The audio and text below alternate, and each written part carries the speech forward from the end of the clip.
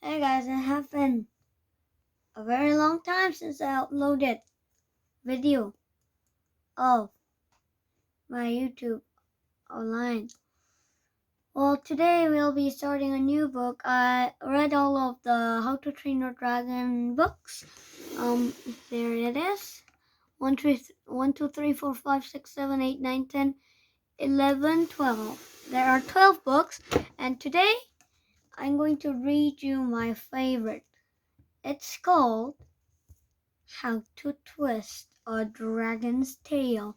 How to Train Your Dragon Hiccup Memoirs number 5. It is illustrated by Cressida Callas.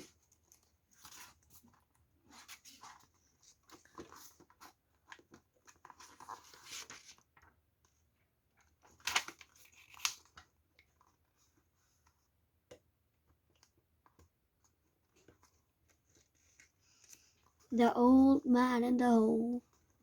The omens are not good. The volcano has awoken.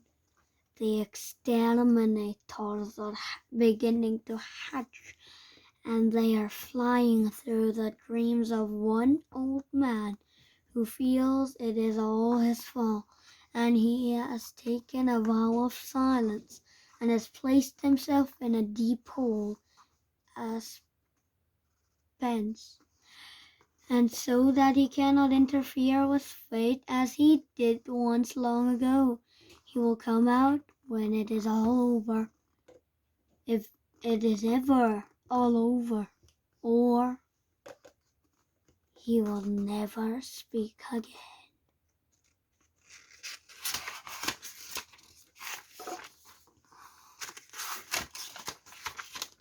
Some of the characters in the Hiccup Memoirs.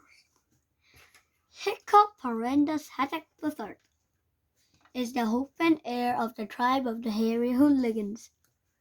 Hiccup is very small for a airway chief, and he has a friend, a best friend called Fishlegs. He has asthma, allergies to dragons and reptiles and animal fur, and he couldn't swim. But he is a great friend for Hiccup, who doesn't have a friend. And Fishlegs was found in a lobster pot 13 years ago by the Hooligans and have been adopted by the Hooligans. Hiccup's other best friend is Kamikaze. Kamikaze is the heir to the bulk burglars, and she is as tiny as Hiccup. Hiccup's hunting dragon is Toothless, Hiccup's disobedient little dragon. Toothless is half the size of the other boys hunting dragons. And there is Snot-Face Snotlout, a delightful boy. But he bullies Hiccup and Fishlegs. There is Stoic Lavast, Hiccup's father and the chief of the Hairy Hooligan tribe, so he's a bit dim. Prologue by Hiccup Horrendous Haddock III, the last of the great Viking heroes. There were heroes when I was a boy. Now that I am an old man, and with white in my hair and wrinkles on my cheeks, it seems a long time ago. So I shall tell the story as if it had happened to somebody else, because the boy I was is so distant to me now that he might as well be a stranger. Here is the story of a hero I met when I was 11 years old and about to embark on one of the most dangerous quests of my life, the quest to stop the volcano from exploding. He was a very great man, but he didn't want to be a hero anymore. I am the exterminator, imprisoned in my egg. I can see through the clear, transparent walls of the shell I cannot break. After 15 years of scratching, I look out upon the world that I'm dying to ignite. And over the years, my fury has been shimmering, stewing, boiling, and now it's smoking hot. Chapter 1. The Herding Reindeer and Dragonback Lesson. Hiccup Horrendous Haddock III never forgot the day he met an exterminator dragon for the very first time. How could he? It was one of the most terrifying experiences of his life, in his short, adventurous life. There he was sitting in the middle of a circle of fire, which was getting smaller and smaller with no way out, and prowling through the flames, getting closer and closer, were these sinister leopard-like shapes, the slinking silhouettes of exterminator dragons, sharpening their talons and getting ready to leap. Hang on a second. I had better start at the beginning. It all took place during a heat wave in August, which is surprising, for August in the Viking territories were normally rather cool, wet affairs, but it had been growing hotter and hotter over the course of summer, and that as the temperature rose, Hiccup's grandfather, or Old Wrinkly, Old Wrinkly is this old man in the hole that we read earlier, had been babbling on about how the unexpected warmth was a terrible omen of doom, and a new kind of terror dragon had awoken in the west and shall descend upon them all with fire and destruction. But unfortunately, nobody really took Old Wrinkly seriously because he wasn't really good at looking into the future. On this particular day, the sun was beating down relentlessly on the soggy Isle of Birk as if it had lost its way and thought it was in Africa. There was not a cloud, let alone an exterminator dragon in the sky. Hiccup Horrendous Haddock III, only son of Chief Stoic the Vast, was in the hooligan pirate training program on the Isle of Bear. His teacher, Governor the Belch, had decided that on this particularly still stuffy summer's day, when all you really wanted to do was to find a nice tree and lie gasping underneath it, downing lots of drinking horns of nice cool water, and it would, in fact, be an excellent idea to hold a herding reindeer and dragonback lesson. Hiccup did not agree with Gobber the Belch, but Gobber the Belch had not asked Hiccup's opinion on the matter, and Gobber the Belch was a 6.5-foot axe-wielding lunatic who was not the kind of teacher you argued with. So there they all were, all 12 pupils on the program, standing in a hot, bedraggled, wilting line halfway up huge hill, swatting off the midges that were gathering in great clouds in the still steamy air. There was Hiccup Horrendous Haddock III, rather surprisingly the hero of this story, for he was extremely ordinary looking, with a bright hair that shot up straight up in the air whatever you did to it, and no obvious heroic qualities. There was Hiccup's best friend, Fishlegs, The only boy in the pirate training program who was even worse at being a Viking than Hiccup was. He had asthma, eczema, short sight, flat feet, knock knees, and allergy to reptiles, heather, and animal fur, and he couldn't swim. He bore a strong resemblance to a string bean wearing glasses. There was Snot-Faced Snotlout, a delightful boy, if you happen to like unpleasant teenagers with skull tattoos who bully anything that moves and it's smaller than them. And there was Tough Nut Jr., a pleasure to meet, if you happen to like meeting pimply young uglies who pick their noses and sleep with an axe under their pillows. And Dog's Breath the third brain, the largest, sweatiest, and the smelliest of the lot of them, had all the grace and charm with a pig in a helmet. There they all were, this horrid collection of spotty Viking preteens, and Gobar was shouting at them in his usually cheery fashion. Right! Bellowed Gobar, the sweat pouring down his lobster-red cheeks and onto his beard, turning it as limp and steamy as a jungle rainforest. I presume you have all brought your hunting dragons? They had all brought their hunting dragons, all except for Clueless. He really was so stupid that he shouldn't have been allowed without a guardian.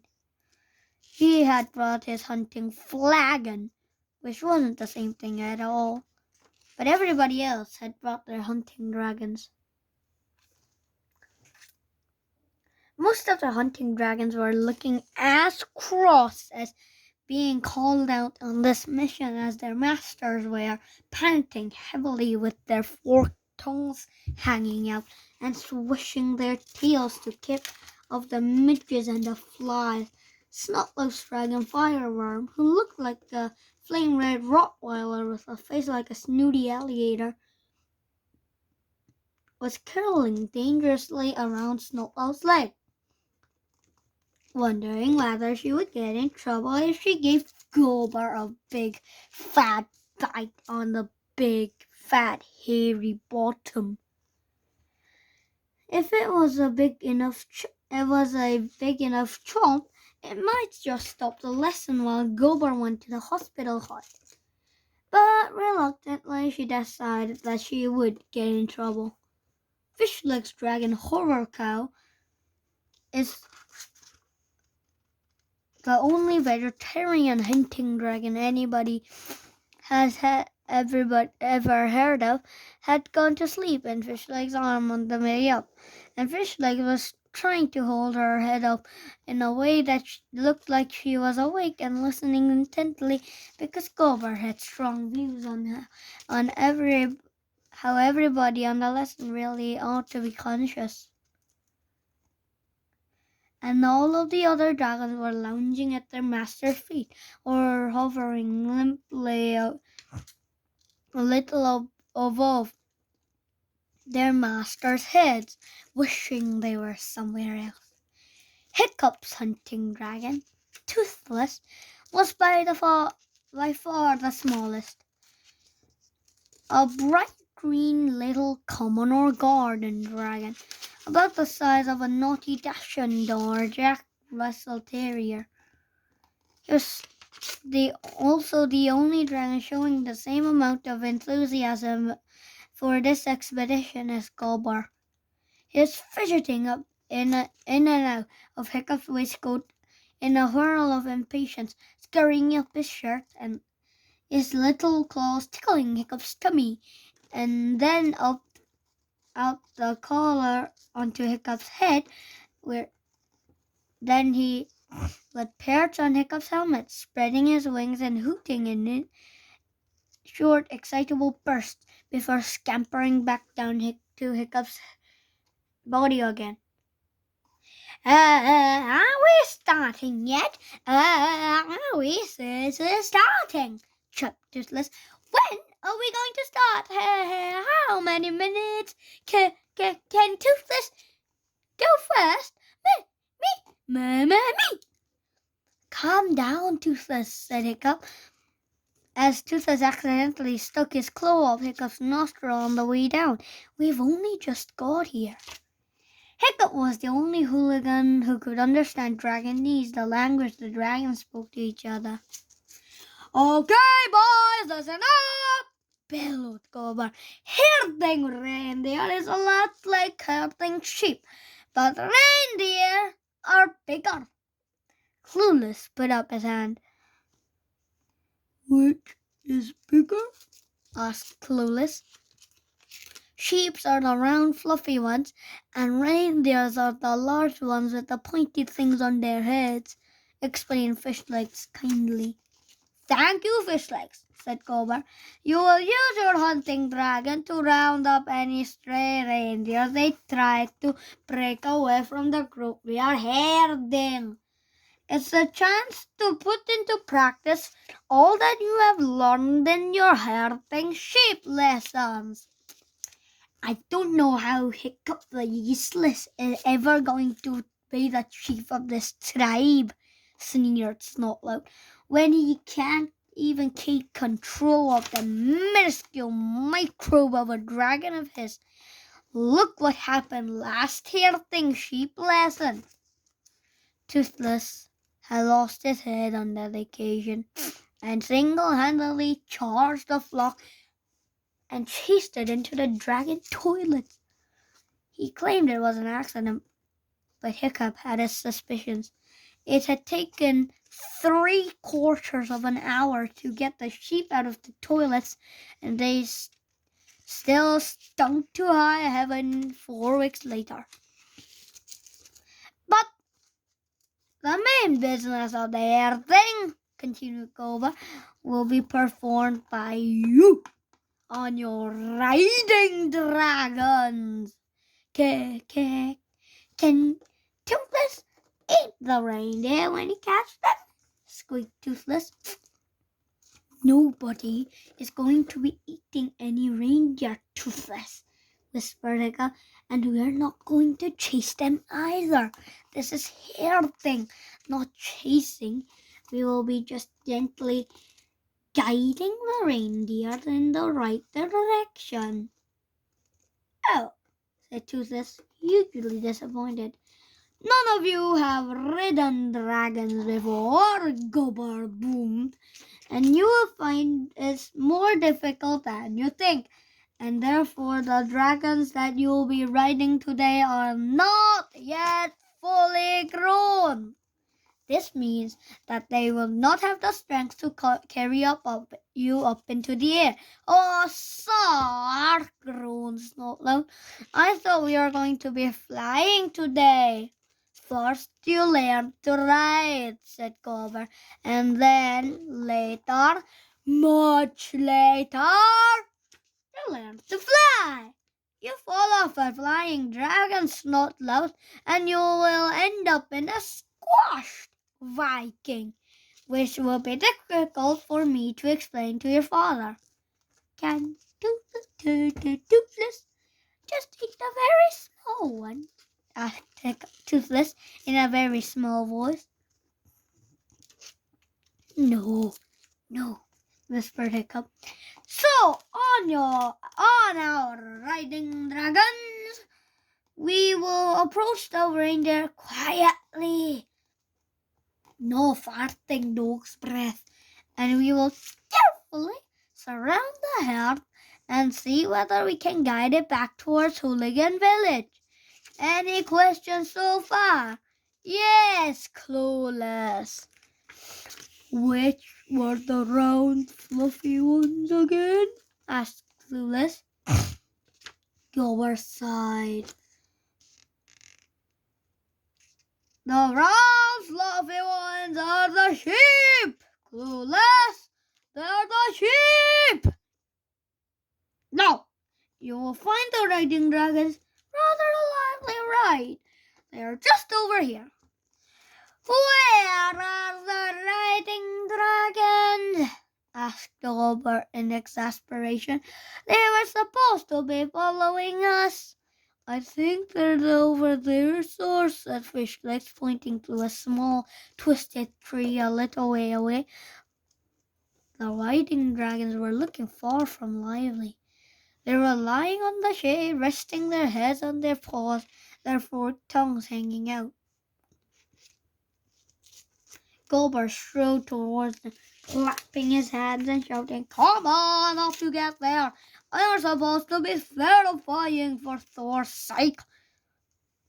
And as the riding dragons got to their feet and slunk towards their masters through the brown and shriveled heather like a pack of surly lions, Hiccup realized something that really was terrifying. Something that gave a small indication that this day might take an unexpected turn. The tree the riding dragons had been sheltering under was blasted and twisted and reduced to carbon. All around the tree were scorch marks, and when Hiccup moved a little closer to investigate, he found, to his horror, that the entire hillside behind had been burnt to a cinder and turned into a sooty desert. Where once heather grew and swayed in the wind, covered with butterflies and grasshoppers and buzzing nano dragons, now there was only ashy stubble scared across the white, stretching out across the whole of the slope. Only one thing could add that to a hillside, and it wasn't the sun, however fiercely it might shine. It was fire. 2. The exterminators. Hiccup swallowed hard. "Oh dear, oh dear, oh dear, oh dear, oh dear," he muttered to himself. "What has done that?" Dragons, you see, were normally very careful about how they used their fire. They used it to fight and catch prey, but they would never dream of setting fire to a whole landscape. Why would they? It was the land that supported them and gave them food and shelter. This must have been a rogue species, a different kind of dragon entirely. Hiccup did not like to think of how dangerous such a dragon might be. Sir," said Hiccup, "I think you should come and look at this. I think there's been a dragon fire here." "Dragon fire? Nonsense and gold droppings!" Gobber the Bell snorted as he came to look at the destruction, his hands on his hips. "This will have been caused by a spot of summer lightning." "There hasn't been a storm lately," said Hiccup. "And look," he said as he looked down in the dust, "there's a sort of greenish tinge to the ash. It's definitely a rogue dragon species." "Thank you, Hiccup," said Gobber with a heavy sarcasm, "for the helpful lecture. But I am the teacher here. Get back into line." Hiccup got back into line. Snotlout smirked to see Hiccup being told off. "No dragon, however rogue, will dare to attack us here in Hooligan's stronghold of Bear. The idea is ridiculous, absurd, bizarre." "It is not the done thing," roared Gobber. "Each of you mount your dragons on the double, quick, quick, quick!" Wardia climbed into his marsh tiger. Snotlout was riding the best dragon lair, a smooth, evil-looking, devilish dervish. Toughnut Junior had a rocket ripper with go faster stripe along the sides. Hiccup the useless and his fish-like failure of a friend are really letting the rest of us down, sir," sneered Snotlout. Look at their pathetic riding dragons. They're a disgrace to the tribe. Fishleg and Hiccup had the runs of the group. One, an ugly, cross little chicken boxer, so fat its belly barely cleared the ground. The other, a nervous windwalker with a wild look in its eye and a pronounced limp.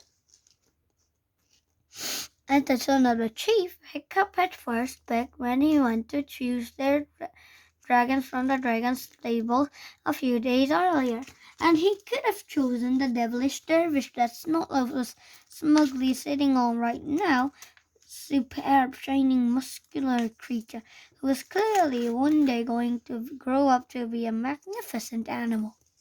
But something about the poor, nervous windwalker had caught Hiccup's eye. He knew nobody else would pick him, and somehow he had a feeling that something awful had happened to the anxious creature looping crookedly in front of him. His legs bore the marks of having recently been manacled. "I want to take that one," advised Nobrins, who was in charge of the dragon stable. "We found him caught in a tree during a raid on visitor territory. We think he might be a runaway from the lab that gold demands, and runaways never make good riding dragons. The kindest thing really might be just to bonk him on the head and have done with it." So Hiccup had picked the windwalker with a limp. Both Fishlegs and Hiccup did not quite believe the fire had been caused by a lightning, but there was no arguing with Gober in this mood, so reluctantly they mounted their dragons. Fishleg's chicken boxer gave a furious snort, pawed the ground, and bucked Fishlegs off the moment he sat on his back. "Yippee," said Fishlegs morsely as he got back on board, and exactly the same thing happened again, only quicker. "I can see I'm going to like dragon riding. I will be leading you on the back of my own dragon," shouted Gober. Gober's dragon was a great warty bull rougher known as Goliath. He winced as Gober plumped heavily onto his back. "Sweet treasure of Thor," grumbled Goliath. "I do believe his bottom is even fatter than last week. It'll be a miracle if I can take off at all." "Yoinks!" yelled Gober, squeezing his thighs to get Goliath going. And the herding reindeer and dragonback lessons party set off across the scorched wreckage of the heather, with Gober enthusiastically shouting at the front and everybody else following him in a more leisurely fashion. Hiccup's windwalker did not want to go with the others.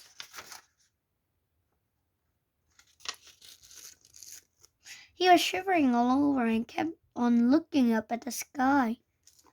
For some reason, the windwalker seemed to have lost the power of speech, so Hiccup couldn't ask what the matter was. "It's all right, boy," said Hiccup soothingly, his heart sinking. "What's the matter? What's up with you? It's a lovely day. What are you frightened of?" The windwalker couldn't say, but he was certainly petrified of something. "Come on!" bawled Toothless indignantly. Toothless lacked the sensitive side. "Everybody else will have won by now." "Nobody is going to be winning, Toothless," said Hiccup, patiently persuading the windwalker to move on and catch up with the others.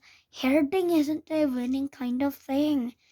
"Okay, Toothless will just scare the reindeers a little. Keep them on the run," said Toothless. An hour or so later, Gulper, flying on Goliath and slightly ahead of the others, spotted the herd of reindeer nibbling quietly on the heather. He immediately flew back to the straggling line of boys on their dragons. "Shh, everyone! I spotted the reindeer," said Gober quietly. "Now we have to stay very relaxed and orderly.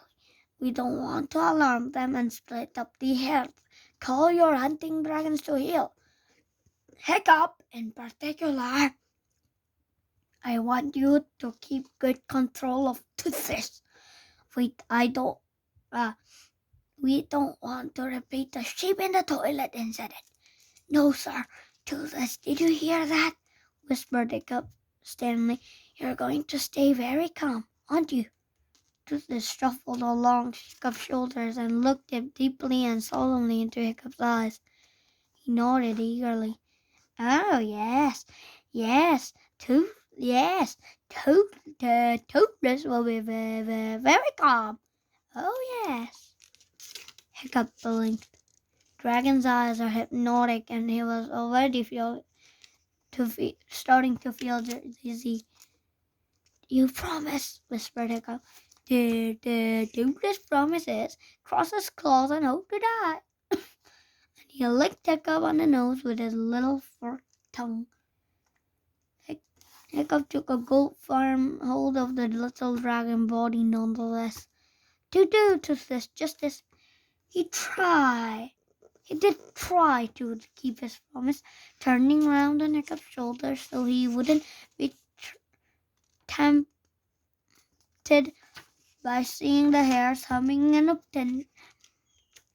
attempting to think of things other than reindeer. Mice, for example, and fish and interesting animals with cloven hooves. Bother! Back to reindeer again. All of the boys slowed to a trot. Their hunting dragons hovered in the air close behind them. These sheep has little pointed things on their heads," Clueless pointed out. "That's because these sheep are reindeer, Clueless. Forgive me, strength. Keep it steady there. No sudden movements. Fish legs, try and stay the right way up. We just have to keep it very, very quiet." Toothless couldn't resist. He sneaked a peek over his shoulder, and there were the reindeer. So large, so fat, so fascinating, standing there so duply. What would happen if they just stirred them up a bit? "Toothless," whispered Hiccup warningly. Toothless hurriedly faced the other way again. "That's it, boys," said Gower delightedly. "You're doing a really good job now. They haven't startled at all.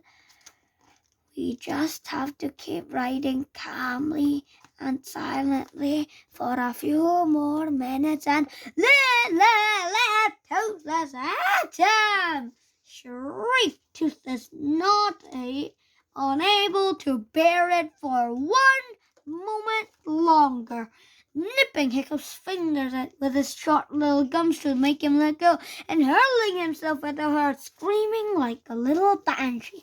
"Oh, for Thor's sake!" gasped Hiccup. "What the Woodland's name is Sir Dragon doing, Hiccup? Can't you keep control of him? Call him back right now, and that is an order!" Screeched Goblin in a furious, strangled whisper. "Stop him!" "Yes, sir. Right away, sir," groaned Hiccup, urging the Windwalker forward at the charging little dragon in the sky. "Toothless, stop!" cried Hiccup, trying to shout and quiet at the same time. Not easy. Toothless gave a flick of his tail and put his wings into blur mode. This meant that he could shoot forward out only slightly slower than the speed of a sound. It also usefully got the noise of Hiccup screaming. "Toothless, just starting," explained Toothless to himself as he sped through the air. "Just a little hair thing to keep those reindeers on their toes. They're loving it. Look, they're smiling." He noticed with delight that the silly reindeer were beginning to run away. Chit, chit, chit, chart! Yelled Toothless joyfully as he flew. Thy slaps of Thor, growled Gober, pressing Goliath to speed up. The reindeer have started to run. And as Gober raced faster, so too did the other boys, and within no time all calmness had left the herding reindeer on dragon5 lesson. It was a wild, primeval sight. 12 boys on 12 dragons galloping across the heather, with Gober the Bell screaming like a maniac flying above them at the front, and before them the shrieking hunting dragons baying for blood like dogs. To the left, Hiccup! Keep to the left! Roared Gober the Belch as Hiccup disappeared into the distance on the back of his bolting windwalker. Halt! Wall left! Screeched Hiccup as the mad tatty little scarecrow of a windwalker rocking crazily from side to side on his 3 legs, sped faster and faster. Hooting furiously, Toothless hit the 360 strong herd of reindeer right bang slap wallop on the middle, which had the same effect as when a fight ball firmly strikes a triangle of balls in a pool table. All 360 reindeer ricocheted off into 360 different directions at 360 degrees of angles across the island. Cock-a-doodle-doo! Crowed Toothless in triumph. Whoa, well had it, Toothless! And did his 3 victories somersaults in a row. Stay and fight, you 3-headed cows! He shouted at insultingly after the disappearing reindeer bottoms. Hiccup and the windwalker came panting up to and halted at the squeak. Too late, sang Toothless. Slowpoke, did you see? Toothless got them all with one shot. Toothless is brilliant. Toothless is the winner. Toothless is very naughty, finished Jacob. I told you to stay calm, Toothless. I told you not to chase the reindeer. Remember? Oh, yes. Toothless remembered now. He stuck his tail between his legs. Toothless was just a hair thing, he said in a small voice. That was not herding, Toothless. That was chasing, scolded Hiccup. Gober was not pleased, to say the least. Hiccup has very kindly given us an exhibition of how not to chase reindeer.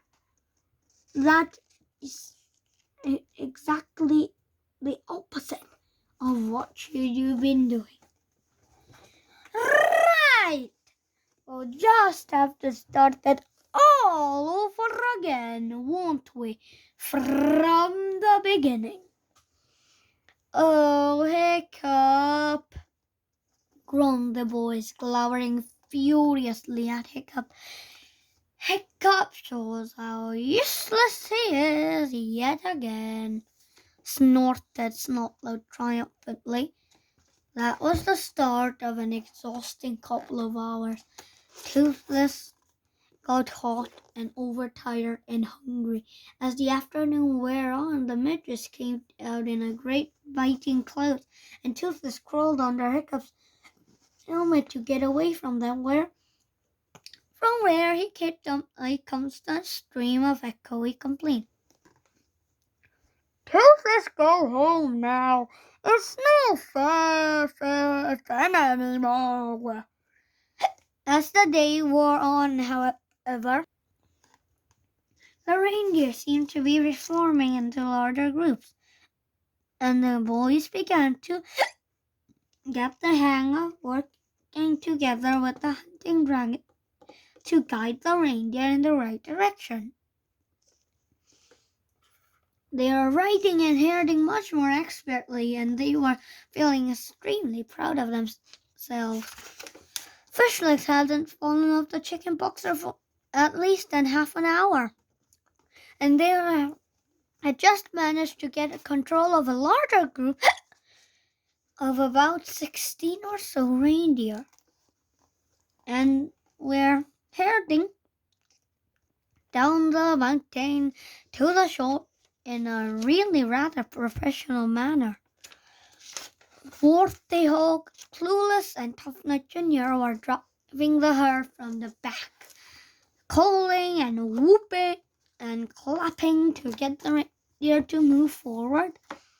And the other boys had split up and were riding the right, and left flanks of the in semicircles, so that they were pushing the reindeer group along the path they wanted them to follow.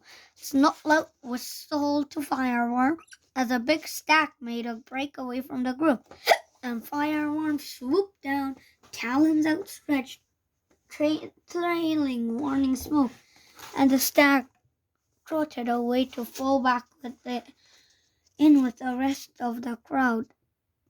This was a life. They were all wishing their fathers could see them now. Hiccup rode along nice and easy with no hands, feeling 10 feet tall. The reindeer poured down the mountain in a gleaming brown river, moving at a nice even pace. They cleared a small dried up stream and bound downwards, and though it's moving easily, he very relaxed. When suddenly the leader of the herd reared up in alarm as the woods in front of them burst into flames. A long line flames stringing out of nowhere. The reindeer bellowed in alarm and terror, and in a flurry of flaring nostrils, hooves, and horns, they swerved past the fire and up down the mountain. The Vikings were not so lucky. By the time they reached the fire, it was already burning 10 feet high. "Quick!" yelled Gulliver. "Down to the shore! Run around the flames and down to the shore!" But it was already too late. In front of Hiccup's eyes, the line of flames swooped across the entire landscape, moving faster than a man could run.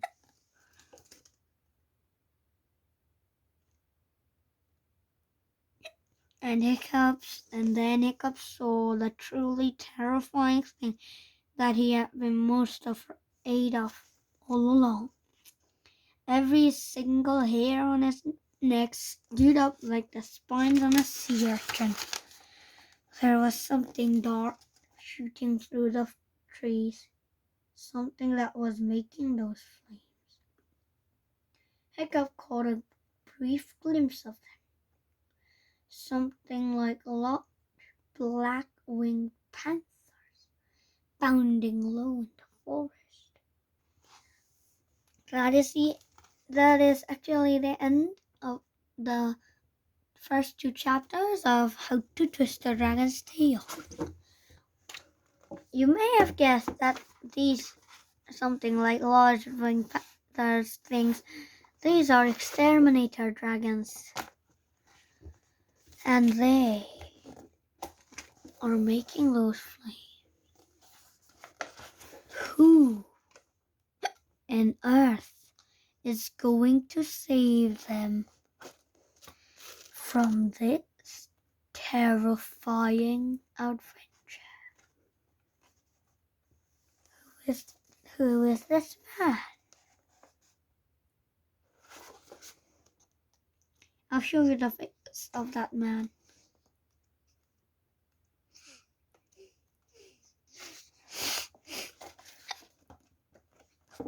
This is his face.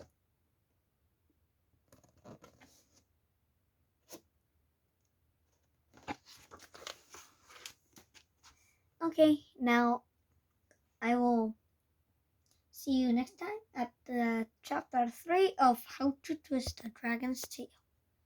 Thank you for listening my video, and you can just click the subscribing button. I think it's fun, this hiccup memoirs. Bye.